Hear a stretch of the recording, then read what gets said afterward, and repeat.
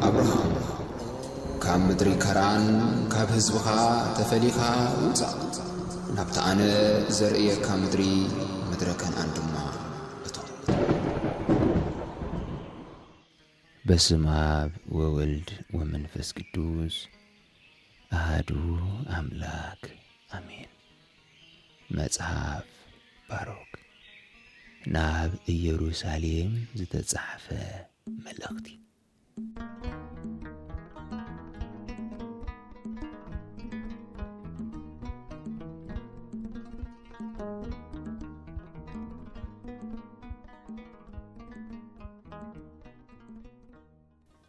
እቶም ህዝቢ ከምዚሎም ጻሓፉ እንሆ ንዝሓርር መስዋዕትን ንመስዋዕቲ ሕድገት ሓጢአት ዝኾኑ እንስሳታት መግዝእን መግዝኢ ዕጣንን መግዝኢ መስዋዕቲ እኽልን ዝኸውን ገንዘብ ሰዲድናልኩም ኣሎና። ኣብቲ ናይ እግዚኣብሔር ኣምላኽና መሰውኢ ሰውእዎ ምእንቲ ናቡከደነፆር ንጉስ ባቢሎንን ብልጣሶር ወዱን ከኣ ኣብ ምድሪ ዕድሚኦም ክነውሕ ጸልዩ። ሽዑ እግዚኣብሔር ጽንዓት ክህበናዩ ንዒንትና ኸዓ ብርሃን ክህበን እዩ። ንሕና ኸዓ ኣብ ትሕቲ ሓለዋ ንጉስ ናቡከደነፆርን ብልጣሶር ወዱን ክንነብር ኢና። ንብዙሕ ዘመን ውን ከነገልግሎም ኢና። ኣብ ቅድሚኦም ውን መጎስ ክንረክብ ኢና። ከምኡውን ምእንታና ናብ እግዚኣብሔር ኣምላኽና ጸልዩ። ከመይ ንሕና ንእግዚኣብሔር ኣምላኽና በዲልናዮ ኣሎና። ክሳዕ እዛ ዕለት እዚኣ ድማ ቁጥዓ እግዚኣብሔርን ቅጽዓቱን ካባና ኣይተመልሰን ዘሎ። ነዚ ንሰደልኩም ዘሎና መጽሓፍ ኣብ መዓልቲ በዓላትን ኣብቲ ምዱብ ወርሓትን ኣንብብዎ። ንስኻትኩም ከኣ ኣብ ቅድሚ ቤት ኣምላኽ ኮይንኩም ሓጢአትኩም ተናዘዙ። ናይ ሓጢአት ኑዛዜ እቲ ክትገብርዎ ዝግብኣኩም ኑዛዜ ድማ እዚ ዝስዕብ እዩ። ኦ እግዚኣብሔር ኣምላኽና ንስኻ ጻድቕ ኢኻ፣ ንሕና ግና ገና ብሕፍረት ተሸፊንና ኣሎና። ንሕና ኩልና ህዝቢ ይሁዳን ህዝቢ ኢየሩሳሌምን ነገሥታትናን መማሓደርትናን ካህናትናን ነቢያትናን ኣቦታትናን ኣብ ሕፍረት ወዲቕና ኣሎና። እዚ ኸዓ ኣብ ቅድሜኻ ኦ እግዚኣብሔር ስለ ዝኣበስናዩ። ንዓኻ ኣይተኣዘዝናካን፣ ድምፅኻ ድምፂ እግዚኣብሔር ኣምላኽና ኣይሰማዕናን። በቲ ኣብ ቅድሜና ዘንበርካዮ ሕግኻውን ኣይተመላለስናን። ካብታ ንስኻ እግዚኣብሔር ነቦታትና ካብ ግብፂ ዘውፃእካላ መዓልቲ ጀሚርና ክሳብ ሎሚ ዕለት ንዓኻ ንእግዚኣብሔር ኣምላኽና ዘይእዙዛት ኮይንና ኣሎና። ቃልካ ኸይንሰምዕ ድማ ሸለል ኢልና ኣሎና። ስለዚ እቲ ብጥንቲ ናብታ ሃብታምን ፈራይትን ምድሪ ክእትወኩም የልካ ነቦታትና ካብ ምድሪ ግብፂ መሪሕካ ከተውፅኦምን ከለኻ ብሙሴ ባርያኻ ዝኣወጅካዮ መከራን መርገምን እንሆ ሎሚ የሳቕየና ኣሎ። ነቲ ናባና ብዝለኣኽካዮም ነቢያት ጌርካ ዝተዛረብካና ቓልካ ቃል እግዚኣብሔር ኣምላኽ ምእዛዝ ኣበናዮ። ኣብ ክንዲ ንዕኡ ምእዛዝ ድማ ነፍሲ ወከፍ በቲ ባህ ዝበለና መንገዲ ኽፍኣት ከድና። ንኻልኦት ኣማልኽቲ ብምግልጋል ድማ ኣብ ቅድሜኻ ኣብ ቅድሚ እግዚኣብሔር ኣምላኽና ክፉእ ገበርና።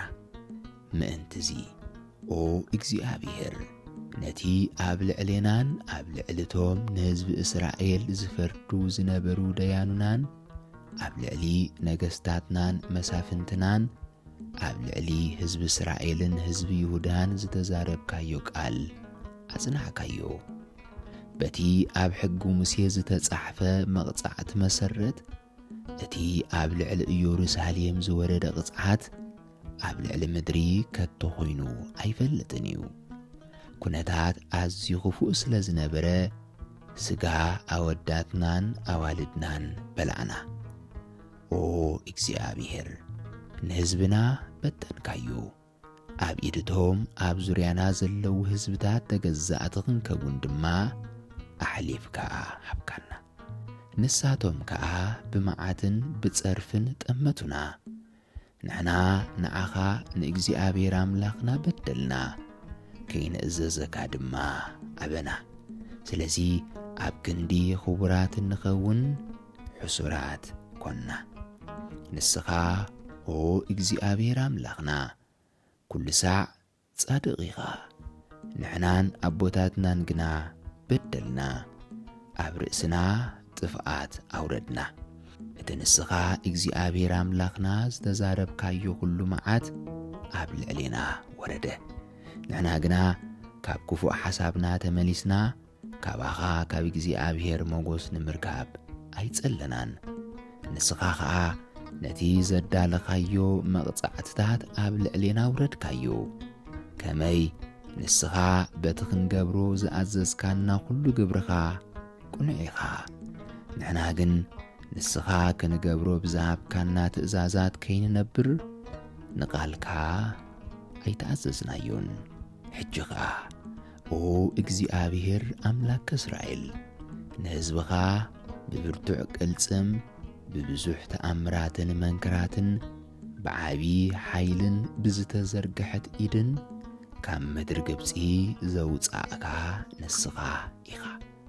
بزون صنوع حيلخا أرأخا اتكسع علومي تفليت أزلو ناي كبر زناد ما رغبكا أو إكزيابير أملاخنا نحنا أبسنا كاباغا رحقنا تقاقنا كلو تأزاز كادما أي حلونان ندرغا كابانا أرحق إنه أما أكلتهم فحزبل كان أهزاب حيدت تراينا تريفنا زلونا أكويتا صلوتنان لمانونان سمع من تسم كايل كادما أدعننا أبقدمتهم زمارخنا مقوس هبنا بزدما إكزيابير أملاخنا نسخا مخان كان نإسرائيل هزبخا كونو كم زحرخا يمن ملو علم كفلت إيو أو إكزيابير كاب سماي أنقل إلكا تأمت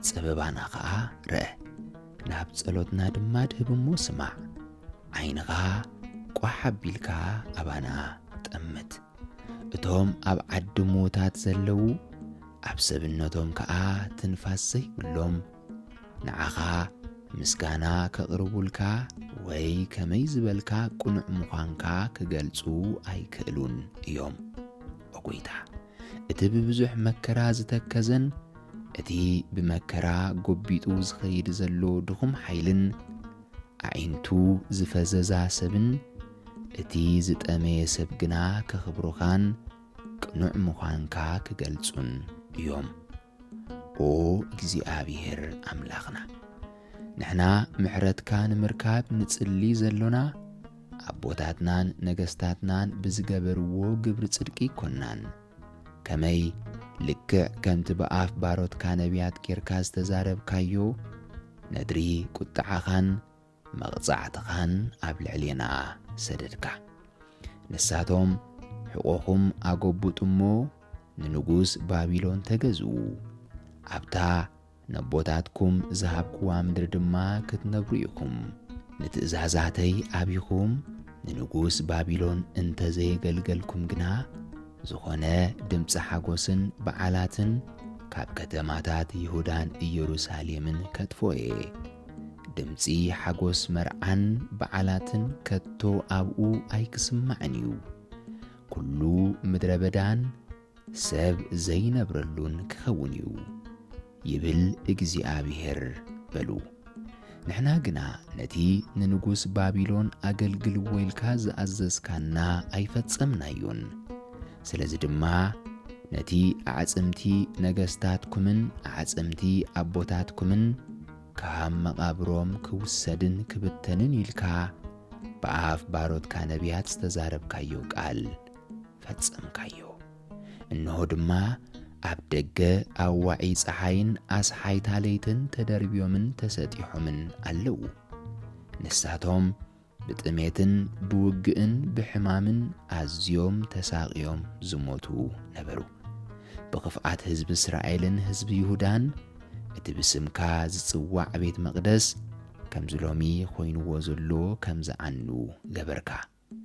ንስኻ ግን ኦ እግዚኣብሔር ኣምላኽና ንዓና ብኩሉ ትዕግስትኻን ብዘሎካ ዓብዪ ምሕረትን ጠመትካና። እዚ ኸዓ ልክዕ ከምቲ ብኣፍ ባርያኻ ሙሴ በታ ሕግኻ ኣብ ቅድሚ ደቂ እስራኤል ክጽሕፍ ዝኣዘዝካላ ዝበልካዮ ኾነ። ትእዛዘይ እንተዘይፈጸምኩም ነዞም ኣዚኹም ብቁጽሪ ብዙሓት ዝኾንኩም ህዝቢ ኣብ ማእከልቶም ኣነ ናብኣቶም ፋሕ ዘብለኩም ህዝቢ ብቁጽሪ ከውሕደኩም እየ። ንስኻትኩም ዕቡያት ህዝቢ ስለ ዝኾንኩም ከም ዘይትእዘዙኒ እፈልጥ እየ። ግና ናብ ካልእ ምድሪ ናብ ስደት ምስ ተወሰድኩም ክተስተውዕልሉ ኢኹም። ሽዑ ኣነ እግዚኣብሔር ኣምላኽኩም ከም ዝኾንኩ ክትርድኡ ኢኹም። ኣነ ድማ ዝእዘዝ ልብን ዝሰምዕ እዝንን ክህበኩም እየ። ኣብኡ ኣብቲ ምድሪ ስደትኩም ኮንኩም ከተመስግኑንን ንስመይ ክትዝክሩን ኢኹም። ካብቲ ዕቡይ ልብኹምን ክፍኣት ግብርኹምን ከኣ ክትምለሱ ኢኹም። ነቲ ኣቦታትኩም ምስ በደሉኒ ዝኾነ እንታይ ከም ዝኾነ ክዝክሩ ኢኹም። ሽዑ ናብታ ክህበኩም የኢለ ነቦታትኩም ንኣብርሃምን ይስሐቅን ያዕቆብን ዝመሓልኩሎም ምድሪ ክመልሰኩም እየ። ንሳ ድማ ከም ብሓድሽ ናታትኩም ክትከውን እያ። ከብዝሓኩም እየ ቁጽርኹም እውን ፈጺሙ ኣይክጐድልን እዩ። ምሳኻትኩም ናይ ዘለዓለም ኪዳን ክገብር እየ። ኣነ ኣምላኽኩም ክኸውን እየ፣ ንስኻትኩም ድማ ህዝበይ ክትኮኑ ኢኹም። ካብቲ ኣነ ንዓኻትኩም ንህዝበይ እስራኤል ዝሃብኩኹም ምድሪ ከቶ ኣይከናቐነቐኩምን እየ። ኦ ኩሉ እትኽእል እግዚኣብሔር ኣምላከ እስራኤል ኣዚና ስለ ዝጓሃናን ስለ ዝተሓለለናን ናባኻ ንእዊ ኣሎና። ኦ ጐይታና ስምዓና፣ በዲልናካ ኢና እሞ መሓረና። ንስኻ ንዘለዓለም ንጉስ ኢኻ፣ ንሕና ኸዓ ንዘለዓለም ንጠፍ ኣሎና። ኣታ ኹሉ እትኽእል እግዚኣብሔር ኣምላከ እስራኤል ጸሎት ናይቶም ከም ምዉታት ዝኾኑ እስራኤልን ጸሎት ደቅቶም ንዓኻ ዝበደሉን ስማዕ። ንሳቶም ድምፂ እግዚኣብሔር ኣምላኾም ኣይሰምዑን። ምእንቲ ድማ እንሆ ናታቶም መቕዘፍቲ ናባና ይወርድ ኣሎ። ነቲ ኣቦታትና ዝገበርዎ ኣበሳ ኣይትዘክር። እኳ ደኣ ኣብ ከምዚ ዝበለ ጊዜ መከራ ሓይልኻን ስምካን ዘክር። ከመይ እግዚኣብሔር ኣምላኽና ንስኻ ኢኻ፣ ንሕና ድማ ንዓኻ ንበይንኻ ከነመስግን ኢና። ስምካ ክንጽውዕ ፍርሃትካ ኣብ ልብና ሕደርካ። ናይቶም ንዓኻ ዝበደሉ ኣቦታትና ዓመፅ ካብ ልብና ርሒቕና ኣብ ቦታ ስደት ኮይንና ነመስግነካ ኣሎና። እንሆ ንሕና ሎሚ ናብቲ ንስኻ ኣብ መንጎ ኣሕዛብ ፋሕ ዘበልካና ኣብ ምድሪ ስደት ኢና ዘሎና። ኣቦታትና ንዓኻ ንእግዚኣብሔር ኣምላኽና ስለ ዝዓመፁ እንሆ ኣሕዛብ በቲ ናታቶም በደል የዋርዱናን ይረግሙናን ከምኡ ድማ ይቐጽዑና ኣለዉ።